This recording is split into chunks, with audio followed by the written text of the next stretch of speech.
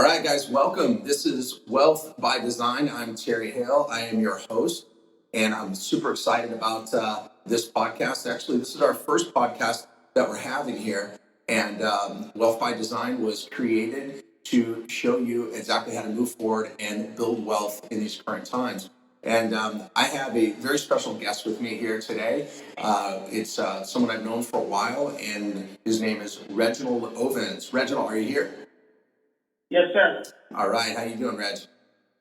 Doing tremendous. Wonderful, wonderful, man. I'm so glad to have you. Nice shirt, man. I like that. Thank you. Thank you. Right I like to be colorful. Right?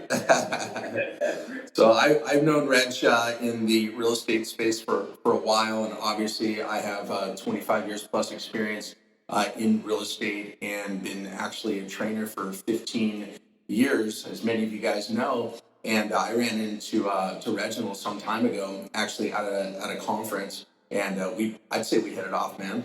We obviously had a good time hanging out, and we became brothers, and obviously there's a lot of dealings that have been happening in the real estate space, both through Reginald's business efforts and also mine. So go ahead and just give a quick little overview, Reg, of where you're at, what part of the country you're in, and what you're currently doing. Hello, everyone. My name is Reginal Ovince, like Terry said, and I met Terry in early 2003. Yeah. And one of the whole mentoring program we used to go to. I'm in Orlando, Florida. That's where I am right now. And I was born and raised in Haiti. I came to the country in 1995. And that's where I am. Nice. So I got some questions just to run through, because I know everyone is real, interested to hear about what you're doing and how you became successful in your business efforts and dealings. So one question I do have for you, Reg, is when you got started, what was your actual turning point? Like, when did you have that aha moment when you're like, okay, I'm going to be Reg? I know I coined you as the real estate guru, Reg, that's out there. What was your turning point? When was that moment that hit you when you were like, oh, I get it now. This is my calling. Yeah. I remember when I first started real estate, like early 2000. Yeah, like 1999, 2000. And, I started buying single family homes, buying, fix them. Like, it was warm. It was tall, very tall. Mm-hmm. And for the first 2 years, pretty much like, especially from the beginning, me and my wife, we have a little boy, and it wasn't working. I was the only one working at the same time, trying to balance with the real estate thing. First 2 years was hard, but one thing for sure, I never stopped moving forward. And I'm gonna get to you to the turning point what happened while we're talking now. Right. And the first 2 years, like I said, was tough. Trying to find deals, looking for deals. And, I was new in the business, make a lot of mistakes. And at the same time, but I never stopped moving forward. But between that time, I have some great people around me always tell me don't give up. Mm-hmm. Because it was a time when, having little kids, doing regular jobs. I think I was a server in the restaurant doing regular jobs. And I can remember 2002, 3. I make my first deal, I make $6,000. Hmm. That was the first time in my life I saw so much money one time. Right. Just for $6,000 coming to me. Remember, I used to be a server in a restaurant. You work for people, stuff like that. Yeah. And I'm like, wow, I can do this. And I'm like, okay, I'm gonna keep going forward. And after that, I keep putting little money out, doing marketing, and I remember just I was sending letters out, putting signs in the road. I was using the newspaper. A lot of people too young to know what newspaper is right now. And I was doing the newspaper, and boom, somebody called us. We get a house under contract, and I wholesale that house. I make 40 grand. Whoa. That beats waiting tables, right? At that point. Halfway. I'm no longer waiting for the wrong. Right? Yep. But I remember talking to some friends, especially you, Terry, and when I met you, you was doing commercial real estate. You always do commercial real estate. You never send your family home. Yep. And you said, Reginal, if you really want to create wealth, you got to do commercial real estate. Mm-hmm. I'm like, what the heck is commercial real estate? I just started making money doing this business because of commercial real estate. And I was so hard in it. I don't want to do commercial real estate yet because I was comfortable. Right. And I was doing good. After that, pretty much things started going well, and we did extremely well. Mm-hmm. Extremely well. Flipping a lot of houses, fixing a lot of houses. And 2009, after the market crashed, I said I got to start doing some multifamily. Mm-hmm. And I spent deals, and I remember I'm part of the deal. It was three of us as partner in the deals. We bought a 380 unit in Ocala for $4 million. It was done. It wasn't the best looking property. And we sold the property less than 7 months to one of our partner uncles. We made $6 million.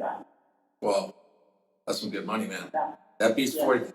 That beats $6 grand on the first check and 40 grand on the second check. I said that no, between the 40 grand, I was doing little things, I'm still making a little money. But after we make that type of money, I said, there's no way I'm going to go back doing a single family home. Right. That's pretty much, that's the tune and trend in my life. Pretty much. That's when I'm like, okay, Terry was right. Commercial real estate, that's where the money is. So that's what it is. That's where it is. No, I like that, man. That's a real strong backstory. It's real important that people understand that, you didn't give up.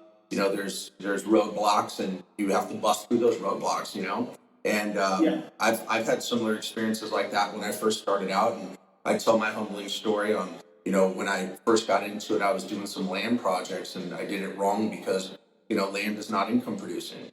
You have to have warm bodies that are paying either rent or paying to store their things or whatever aspect is in commercial, it has to be income producing, and when it's not, it becomes a problematic situation. You got to create something and then you got to go sell it. You got to find the right buyer, and it takes a unique buyer to buy dirt. You know that, man. I agree. Totally. So what aspects, here's another question to throw at you now, Reg. What aspects of commercial are you currently involved in today? Right now, my main focus is multifamily, anything from 30 units and up.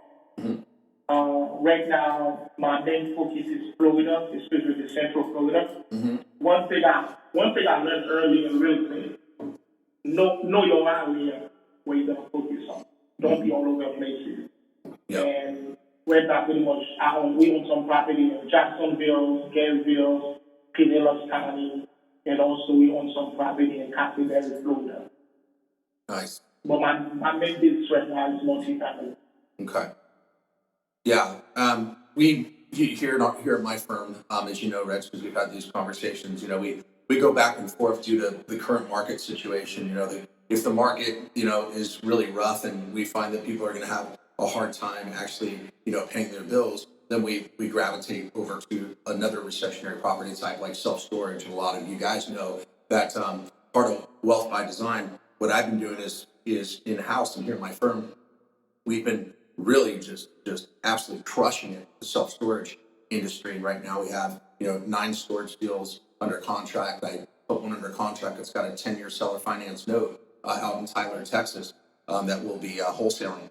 So we do wholesaling. I don't know, it sounds like you do wholesaling too, Reg, because I remember you telling me way back when about that one project, and you guys basically took it, did some light, repositioning, and then ended up selling it to one of your partner's uncle. And are you doing more wholesaling now, or are you doing more buy and hold in this current timeline with your multifamily? Right now, we buy and hold because I'm getting older. I'm the posh kind, the posh, because it's poor cash anymore. I got a little money now. Right. I'm building wealth right now because I'm one of the gentlemen I follow a lot is Denzel, and I may probably heard of them. And also you, since you've been preaching me, I've been looking a lot at the storage unit and the criteria. When I'm looking for to buy some storage units because I got some money I need to spend it with before this year's over. All right. And I need to put it somewhere because right now multifamily is very tough to find good deals. But I think you the king finding good deals. And if you have any good idea for me to find good deals, I need to buy something right now. Well, that's what I do, man. I mean, I have in-house and also some folks that have gotten, mentored by me, and they're out there, pounding the pavement and finding the properties, pre-screening them, evaluating them, and then looking to structure them. And then I jump on the phone and I actually negotiate those projects, and then I partner with my clients. So I have that as part of one of my services. Yeah, man, absolutely. I can get you some projects as they come through the pipe. And of course, I have something that's brand new as well called the Commercial Buyers Club, and commercialbuyersclub.com. You can see projects that are on there. Mostly these are off-market deals. Yeah. So also what I'm doing, Reg, and I want to see what you're doing as far as your finances is concerned. I just started doing some syndication. So we got a fund that's happening. And so we're taking folks that are accredited investors. We're getting the message out to the marketplace via social media and various other places. Having people bring capital in, and then what we do is we're actually using that money to go out and acquire property for some long-term holds. And we do typically a 12-month hold before we resell for tax purposes. So when we go and take a project that's undervalued and we hold it, we're holding it for 12 months, so we have a T12, so we have a full 12-month profit and loss, and then we can take that, it looks great, and we trade it on the open market. So with your exit of holding, how do you bring in your finance? How do you finance your projects? I have a sponsor, like you just said, I'm a sponsor, syndicator, and we can same thing. And I raise money. Usually the money I raise pretty much from friends, a lot of friends. My family don't have that much money. It's for the family. A lot of friends, and I do a lot of network, and also I host a network group. A lot of people come to me, and especially we talk about apartments, and some of them they bring you in the business, and they give us their money to put because we give them a good return in their money. But when I'm a more long-term guy, usually I was like 1 to 5 years to get out, more like 7 to 10 years to get out. And syndication, also, of course, we're always looking for like owner financing. I know that's something you talk a lot about. That's the best way to do deals because that way you don't need no credit, not too much money at all. And pretty much if you can master like how to do deals with other financing to me is the best way to go. But now I'm in a position right now. I have enough credentials, I have enough, deals. People can see what I've been doing. Pretty much when I'm a syndicator, and also we're planning to do an A+ fund soon. I'm excited about that. Yeah, that's when you definitely jump off the porch and run with the big dogs. When you do the Reg A's, that's some bigger stuff. Yeah, That's great. That's great. Yeah, the another really interesting aspect of my firm. So we send out a lot of EMD, earnest money deposits, and people want to see that you're real, and that's one of the ways that we can get these really creative seller finance deals is that we really show kind of our cards up front. So if somebody says, "Hey, you want me to carry 90% of the loan," I want to make sure that you're going to come in with something substantial. So it shows that you're real. And what that does is it makes them kind of go away from that whole show me proof of funds, how long you've been doing the business, they grill you like an onion. When you say, I'll put up $100,000 for earnest money deposit and the deal is only, $1 million property, it really speaks volume. So I created a fund, which is just an EMD fund. And what's great is we just use that capital and we just put that capital on deals, and this is for the wholesaling game. So I have a lot of different aspects of my business, but that's really. I love that. I love that. It's good, right? I like that idea. Right. You use that pretty much for this exactly for the deposit. The money you raise only for the deposit. Just for the What deposits. what do you do with the rest? Let's say the $1 million. I'm sorry, I don't think it's lots of questions. And what do you do with the $100,000? You get on the finances, how do you do the rest? Yeah, so it's either going to be one of two things. It's going to be all cash or owner financing. And when we get the seller financing, what's so great about that is we have it. All of our deals are in and/or signs for wholesaling for that wholesaling play. But give you an example. I have a 628 unit out in Farmington, Missouri, and I have it in and/or signs. And what the play is on that, we came in and we put a sizable earnest money deposit that's fully refundable. Then we bring in an end buyer, and then we assign the paper to the actual end buyer. And then from there, it's just the same game, man. We just move the paper from one side of the table to the next, and we squeeze ourselves in there for the spread. So there'll be about $250,000 made on that one transaction. And we never visit the property. We never do any due diligence on it. We just underwrite it here in office, and we show what the performance looks like on future value. And these properties, all the ones we deal with, they all have value add. So that's kind of the. Have you seen that property? Have you seen the property yet? No, I'm not going to see it. I don't need to see it. I seen it up on my flat screen across from my office because we're looking at it when the broker goes and takes video of it. But yeah, it's really good. So I'm going to tell you about one of my not biggest accomplishments, but a accomplishment, and I want you to share an accomplishment other than the one that you just shared as well. I took down a property that was in your neck of the woods, and I was actually in the Jacksonville Business Journal because I never stepped foot on the property. This was actually a buy and hold for me, and I was going to keep it. I got a 7-year seller finance deal. It was a smaller play. It was 130 unit storage right outside of St. Augustine. Great looking property. I ended up tying it up for $580,000. We ended up putting down $100,000 down. When I say it's we, it was myself and a client partner. So we took a seller finance 7-year deal at 4.25% interest and principal for a 30-year amortization. So the payment was low because it was on a 30-year am. At that point in time, as you know, my son Cash is already 7 years old. But at the time, he was just a baby, and so Lisa said, I don't want you flying around and doing all this stuff. Just hang at home. This is like the transitional 2 years. Like, just don't travel for a couple of years, hang out. So I had sent the broker out there. He did a drone video, and then took some video on his phone and sent it to me, and that's how I bought that property. So the reason why that's such a big accomplishment for myself and for my firm and my team and my clients is because now that's how we do the whole wholesale game. We don't have to go fly around in an airplane. You remember me, man. I was a jet setter. I used to fly around everywhere. I was always in a different city, every single week, man. It was crazy.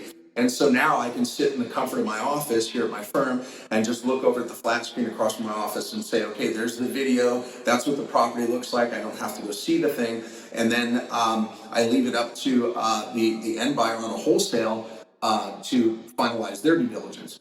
But this particular deal, I ended up closing and holding it, and I held it for 9 months, and I ended up filling it up. I was at like 93% occupancy, and the broker called me and said, "Hey, Terry, I got this group out of New York that they own the Old World Museum in St. Augustine, and they need to do a 1031 exchange. Would you be interested in selling that storage facility I assisted with you to buy?" And I said, "Sure, I'll sell it for $1 million." Kind of joking. And he said, "Well, let me see what they say." He came back to me and they offered me $900,000. They could close in 10 days. Oh, Jesus. Now, the reason why I was in the Jacksonville Business Journal, the reason why I was in the Jacksonville Business Journal is because they said that I never stepped foot on the property, that I bought it by looking at a drone video. Hilarious. So. Well, I don't buy no property like that, no doubt. That's amazing. Right? That's amazing. So, what was another accomplishment, like let's call it a crazy accomplishment that you did that turned out to your favor? Do you have anyone in your journey that you pulled off? Yes, a property we had in Gainesville. It wasn't too far from the University of Gainesville. Yeah. And I wasn't, it was a big deal to me, especially for commercial real estate. Mm-hmm. And I don't think it was possible to get the owner to do owner finance. Mm-hmm. And it was a 98 unit. We get it for $2 million. For some reason, to me, the $2 million was too expensive, but he was owner financing. Right. He did owner financing for 6 years. But the interest was still high, 6% interest rate. Mm-hmm. And but I had to put 5% down. And I remember pretty much, me and you always talking. You always talking to me and stuff like that. You always say crap to me. Play with the big boy, play with the big boy. When sometimes you tell me about the interest rate and sometimes you tell me about put 2% down, barely nothing down. I'm like, that's impossible. And I remember the down was 20%. Right. And I went, but first I went to see him. I didn't see him in drawing. I saw him. I went to the guy personally. For some reason, he fell in love with me. I don't know if it was my eyesight. He fell in love with me. I think he knows I was going to fail. That's why he's believing. Uh-huh. And I negotiated to 5% down. Nice. 5% down. Yeah, 5% down. And I still own that property, by the way. I still own the property. I'm sure it's appreciated. But it's cash flow very well, appreciated extremely well, and we call it like 98%. We say with the coronavirus, we say cash flow between 97, 98% right now. I'm not playing pretty much. I'm going to be fighting to lose some money. I want it too. Sure. Yeah, that's the problem with a lot of these projects, man. You get all that equity locked in the walls. You want to, shake the tree and knock out the fruit, man. I totally get that. I understand that. But, the main reasons to keep these is I always teach and preach is, you got appreciation, depreciation, cash flow, and what Reg just said is cash out. So that's really smart. Yep. This is a funny question that I put here. Reg, if you met yourself 10 years ago, what advice would you have given and why? Stop being that's a beautiful question. Stop being a cunt. I'm sorry to use that type of word in your podcast. Yeah, stop being think big enough. From the beginning, start with commercial real estate. Yeah. I know for the time I started commercial real estate, when I was doing single family. If I start early doing commercial real estate, Yeah. I'll be 1,000 times farther in life. I was scared. Yeah. Not because I wasn't having good people around me. I was happy around me. You always give me a great, tell me what I'm supposed to do this. But, I was scared. If I was going to start over again, I was go strictly commercial. Especially family step purchases, especially doing storage units. People, for some reason, storage units makes sense. But I wasn't getting it. Now I understand it now. Yeah, it's like apartments without the people. Of course, I love shelter. I love to give people a place to stay. Remember, I came from single family home. Right. Multifamily makes sense to me. But Right. storage really wasn't make sense to me. But Right. when people lose their property, where they gonna know? Then they get storage to put their property. Yeah. I met a lady. Oh, by the way, I met her. She's my wife's auntie. She's been having storage for 25 years. Sure. And she got a big house. And here's the question. Here's the question. So all those things are in that storage facility over the last 25 years. If you were to actually look at how much she paid every single month, and you were to calculate all that, are those items inside that storage actually worth what she paid? So, that's... No, I don't think so. Personally, I think people gonna need place to put their stuff. They're so attached to it. Yeah. Storage unit is the place they're gonna put it. They're gonna put it. That's the storage unit is the no-brainer. That's why right now, Terry, I'm coming. All right. I got an extra office here, man. You can use it. Smile and dial, Definitely, if I'm gonna find a way to get commercial and take big risks, go out there, take lots of risks. That's all. Yeah, well, risk is relative. There's risk in everything that we do, and I want all these listeners here with Wealth by Design to understand that. There's risk in everything. It's Latin caveat emptor. It stands for buyer beware, because commercial, it's not a full disclosure like residential. You go and you purchase a residential house, they have to disclose if there's mold or asbestos or roof leaks and all this. In commercial, man, they don't want to tell you anything. You got to go figure it out. So just beware, right? So when I buy these deals and I'm looking at drone videos and I'm looking at videos of brokers that go and they walk the grounds and all, I very rarely don't put a set of eyes on it, whether it's myself or one of my acquisition managers, if we're going to keep it. But if we're going to be wholesaling it, then I allow the end buyer to conduct their level of due diligence, and they are the ones that end up doing the site visit. So what are your goals for the next 10 years, Reg? Before I answer that question, let's go back to that mentally, because you need to have a team. Yeah. Have a good team with you. And when people think about team, they think about like appraisal, survey, all those other people. Right. Have a mentor. Have somebody you can call. Somebody when you have a deal coming to your pipeline, because a lot of mistakes I made, I wish I had a mentor in the beginning. Yeah. If you have a mentor in the beginning, I'm guaranteed it, you can short your time with less than one thought. Okay. What was the next question? I'm sorry. Yeah, the next question was what are your goals for the next 10 years? What do you have planned for this next decade? Next decade is I need to control at least 8,000 storage units. Mm-hmm. Mm-hmm. And at least 6,000 unit apartments. Okay, those are some good goals, man. You better get cracking. Yeah, I'm getting old. That's why I don't have time to wait right now. I mean, I'm old. I'm just keep going. I'm going. I hear you. I know that we're both having birthdays this month. Mine already passed and yours is coming. So, we're not getting any younger, and you can't go and buy time. So, No, we're not. We can't have. As Buffett says, Reg, he says the shady tree I sit under today is because of the seed I planted a long time ago. So you got to plant those seeds. Yeah, man. Amen. That's super important. Amen. Yeah. Amen. What is I'd say, what's your best advice you could give somebody just starting out? I know you said never give up. I got that, but is there any additional sound advice? Like you said, get a mentor. I got that as well.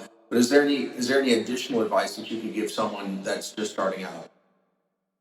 Get a mentor. I'm sorry. Get a mentor. Get a mentor, right? Focus. Laser focus. And pretty much your mentor will tell you exactly what you need to do. Right. I'm sorry. That's what the guy says. Don't be all over the place. Focus on one thing. Laser focus and pull the trigger. And have somebody pretty much in your shoulder tell you don't do this, don't do that. That's it. Yeah, I take it just from Nike, man. They have like the best slogan, just do it. Yeah.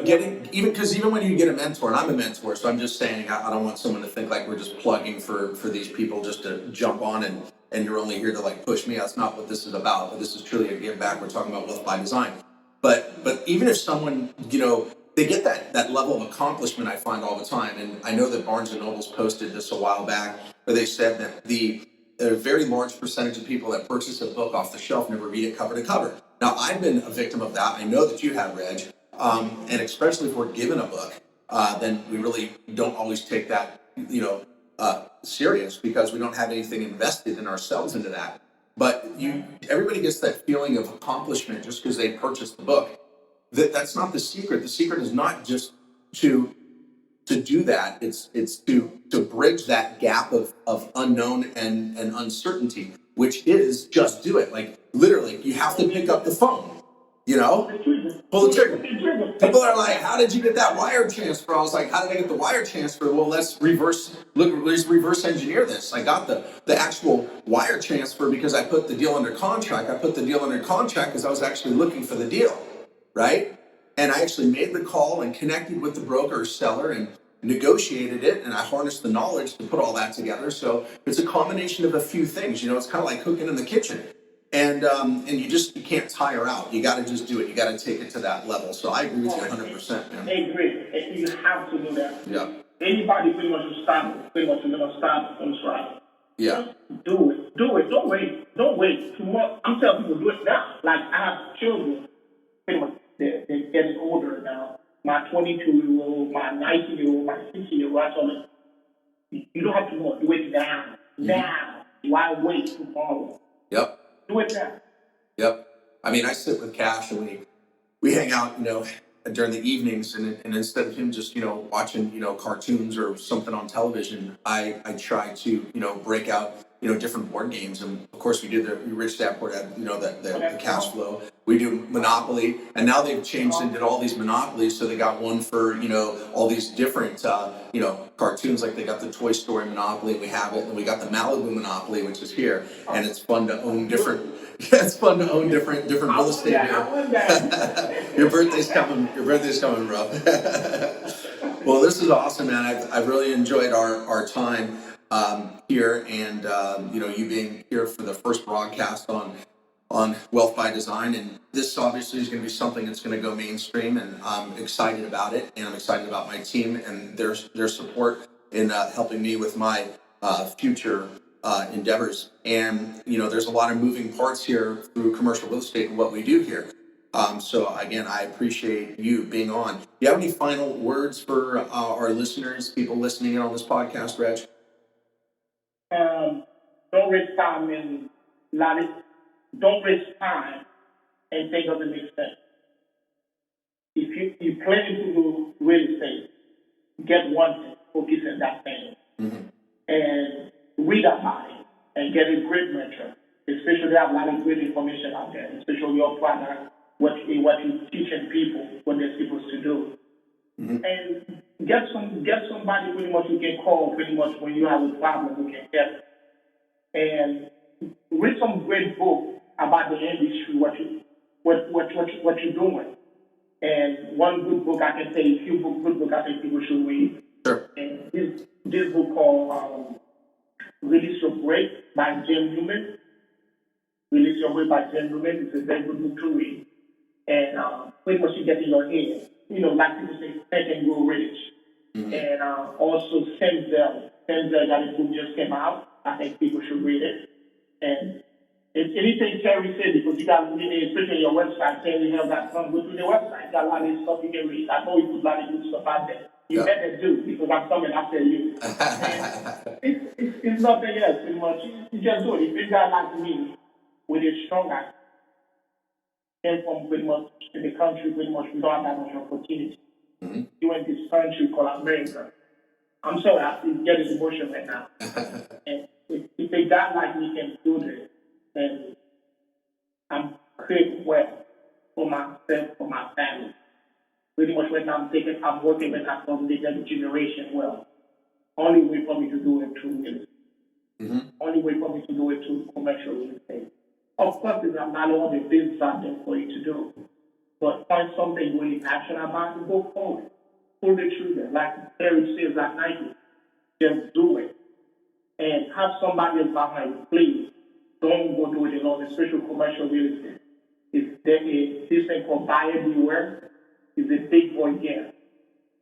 But if you have somebody with you who can help you, can hold your hand, nothing else. You're gonna be successful. Pretty much, not 2 years, not 3 years.